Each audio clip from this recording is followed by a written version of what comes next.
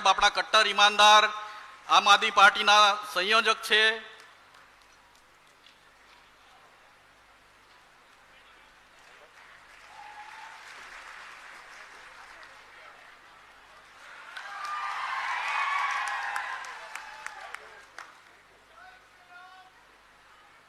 ખૂબ ખૂબ આભાર સૌ કાર્યકર્તાઓનો સ્વાગત માટે। હવે આપણે વિસાવદરના ધારાસભ્ય ગોપાલભાઈ ઇટાલિયા જેમણે આ ગુજરાતમાં પરિવર્તન માટેની એક મસાલ પકડી છે અને એ મસાલ પકડી છે એનું પરિવર્તન ટૂંક સમયમાં આપણે લાવવાનું છે। એટલે આપણે ગોપાલભાઈના જે આશીર્વચનો છે તાલુકા પંચાયત જિલ્લા પંચાયત એના માટે સાંભળીશું।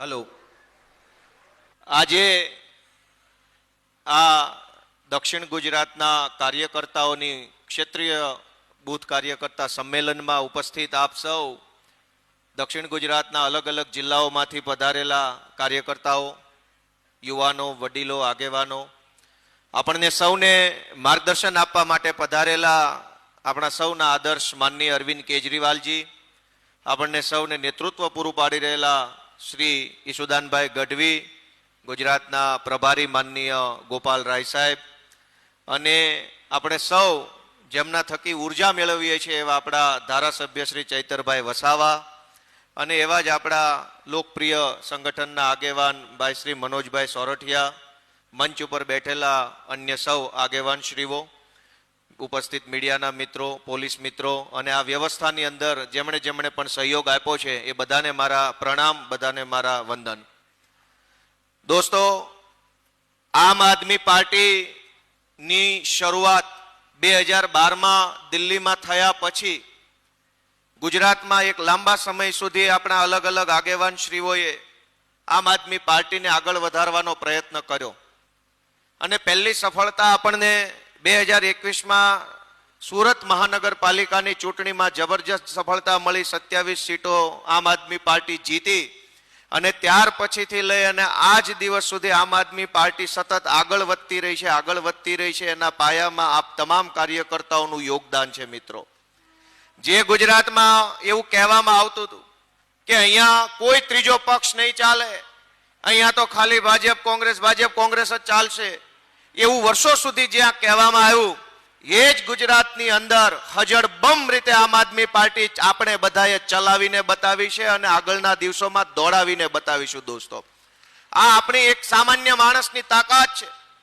કે સત્તામાં બેઠેલો માણસ ઊંચી ખુરશીએ બેઠો હોય એટલે એને એમ લાગે કે નાના માણસો કંઈ નહીં કરી શકે, આ તો સામાન્ય માણસ છે, સામાન્ય ખેડૂત છે, સામાન્ય મજૂરી કરતો વ્યક્તિ છે, આ કંઈ નહીં કરી શકે એવું ગાંધીનગરની ઊંચી ખુરશીએ બેઠેલા ભાજપ વાળાને લાગતું હોય, પણ સામાન્ય માણસ આ દેશમાં શું કરી શકે ને એ આઝાદીની લડાઈથી લઈ અને આમ આદમી પાર્ટીની લડાઈ સુધીના અનેક દાખલાઓ આપણી નજર સામે છે। મિત્રો, કે દેશમાં અંગ્રેજોની હુકુમત હજળબમ થઈ ગયેલી, 200 વર્ષ સુધી એમની સરકારો હાલી, અને ગોળીઓ, બંદૂક,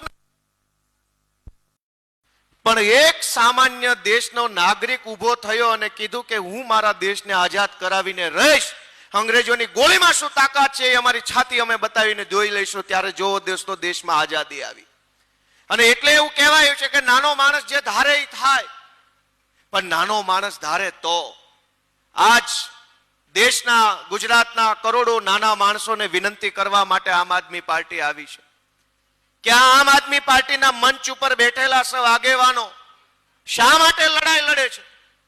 ગોપાલભાઈ કે ચૈતરભાઈ કે ઈશુદાનભાઈ કે અમારા તમામ આગેવાનો જેટલી શક્તિ, જેટલી બુદ્ધિ, જેટલું બળ ભાજપની સામે લડવામાં લગાવે છે, અને મજાનું જીવન જીવી શકે એમ છીએ કે નહીં? કયો છે બધા? કયો ભાઈ, મજા આવે એવું જીવન જીવી શકે એમ છીએ કે નહીં? હું વકીલ છું, હાઈકોર્ટમાં વકીલાત કરું, વર્ષે કરોડો રૂપિયા કમાઈએ અને થોડું ઘણું કવર નીચેથી આપ્યા કરીએ તો જિંદગીમાં મારા ઉપર એક એફઆઈઆર થાય? ચૈતરભાઈ પર થાય કે એફઆઈઆર? ન થાય। તો પછી સંઘર્ષ છે કોના માટે?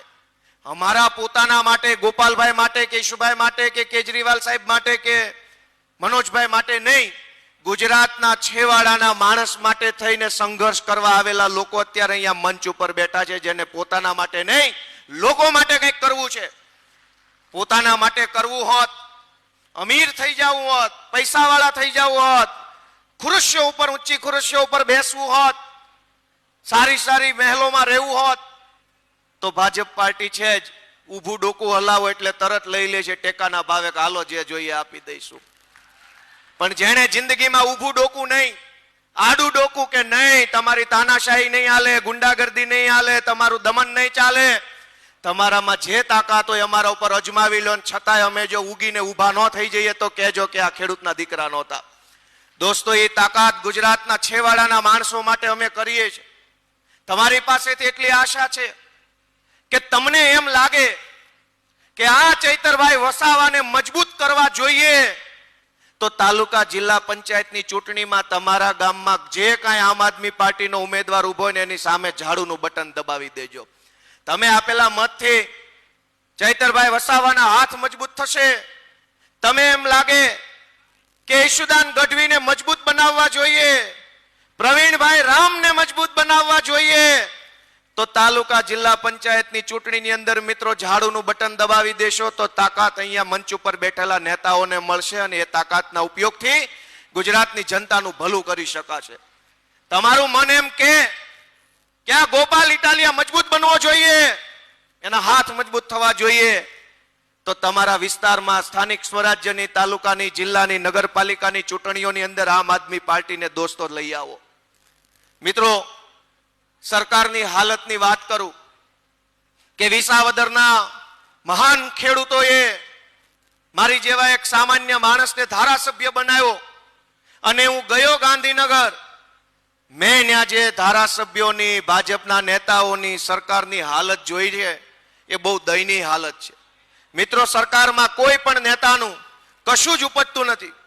હમણાં ગુજરાતની ભાજપની સરકારે એક પરિપત્ર બહાર પાડ્યો અને પરિપત્રમાં સરકારી અધિકારીઓને એવી વિનંતી કરી કે ભાઈ સાહેબ બાપા, તમે અમારા ભાજપના ધારાસભ્યોનું માન સન્માન જાળવો, કંઈક ફોન બોન ઉપાડો, ફોટા બોલો બોલો. એટલે તો અમને હું કામ ઠોહા મારો, તમે બોલો ને તો કે અમારી 100 પેટીઓ કાઢી લીધી છે ભાજપ વાળાએ. હવે જેને ભાજપમાં લેવાનું એનું ઓપરેશન કરીને ગળામાંથી પેટીઓ કાઢી લે છે, બોલવાનું એક શબ્દ નહીં. તો દોસ્તો, આ પરિસ્થિતિને બદલવી હોય તો એકમાત્ર રસ્તો છે આમ આદમી પાર્ટી. આજથી કેટલાય વર્ષોથી આપણે અનેક નેતાઓને ચૂંટણીમાં જીતાડતા આવ્યા છે. ક્યારેય કોઈ નેતાઓએ આપણા જીવન સાથે જોડાયેલા મુદ્દાઓ પર કામ નથી કર્યું. દરેક માણસ આવે ચૂંટણીમાં, હિન્દુ, મુસલમાન, ભારત, પાકિસ્તાન, અફઘાનિસ્તાન, બોલિવૂડમાં આ ફિલ્મ આવી ગયું, અહીંયા ઓલું થઈ ગયું, ચૂંટણી પૂરી. મને ગર્વ થાય છે કે અમારી આમ આદમી પાર્ટીના નેતા, દેશના પહેલા એવા નેતા છે અરવિંદ કેજરીવાલ, જેણે સરકારી શાળાઓના મુદ્દા ઉપર ચૂંટણી લડી અને જીતી બતાવી આખા દેશને સંદેશ આપ્યો કે શાળાના મુદ્દા ઉપર પણ ચૂંટણી લડી શકાય, દવાખાનાના મુદ્દા પર પણ ચૂંટણી લડી શકાય, સરકારી સુવિધાઓના નામ ઉપર ચૂંટણી લડી શકાય. એવો સંદેશ દેશમાં પહેલી વખત અરવિંદ કેજરીવાલજી આપ્યો. હું એમનો ખૂબ ખૂબ આભાર વ્યક્ત કરું છું દોસ્તો. અને આજ દિવસ સુધી રાજનીતિ કેવા લોકોના હાથમાં હતી કે જેના દાદાય નેતા હોય, એના બાપાય નેતા હોય, એના છોકરાય નેતા હોય, એની વહુ નેતા હોય, એના ભત્રીજા નેતા હોય, એક ઘરમાં 1 કિલો નેતા હોય. આપણા હાથમાં શું આવે? ઝંડો, ખાલી પાર્ટીનો ઝંડો ફેરવા કરો, નેતા તો કે નેતાના છોકરા નેતા બને.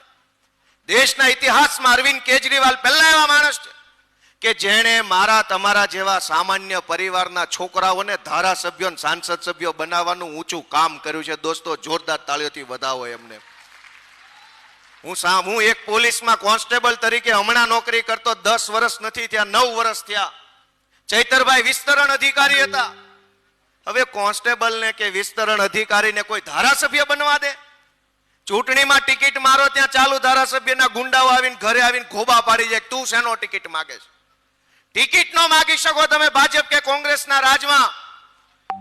દોસ્તો, અરવિંદ કેજરીવાલ પહેલા એવા વ્યક્તિ છે કે જેણે સામાન્ય માણસને પણ એ હિંમત આપી કે તમે પણ નેતા બની શકો છો, તમે પણ ગુજરાતનું, સમાજનું સારું કરી શકો એમ છો, આવો તમને આમ આદમી પાર્ટીનું પ્લેટફોર્મ આપીએ.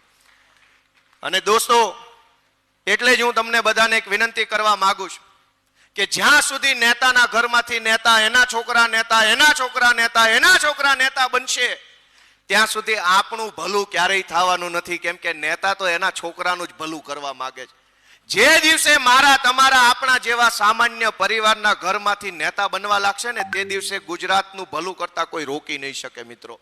અને એટલે આપણે બધાએ જવાબદારી લેવાની છે કે આવનારી સ્થાનિક સ્વરાજ્યની ચૂંટણીમાં આપણા જેવો સામાન્ય માણસ જીતવો જોઈએ.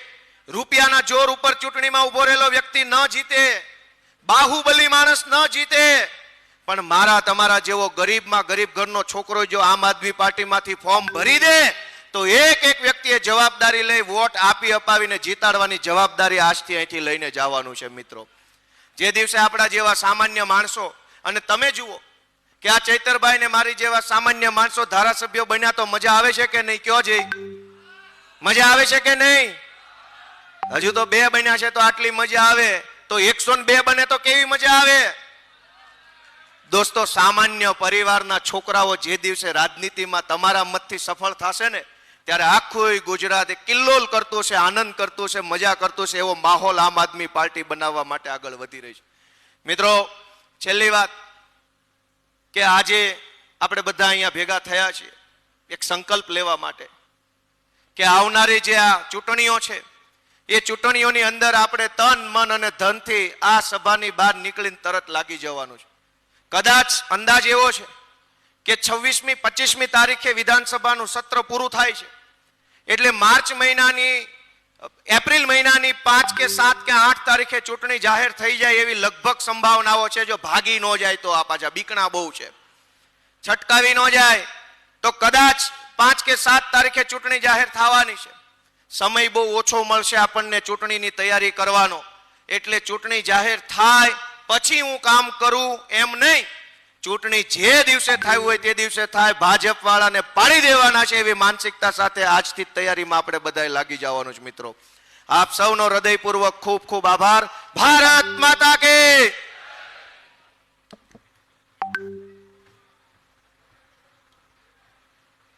ખૂબ ખૂબ આભાર ગોપાલભાઈ.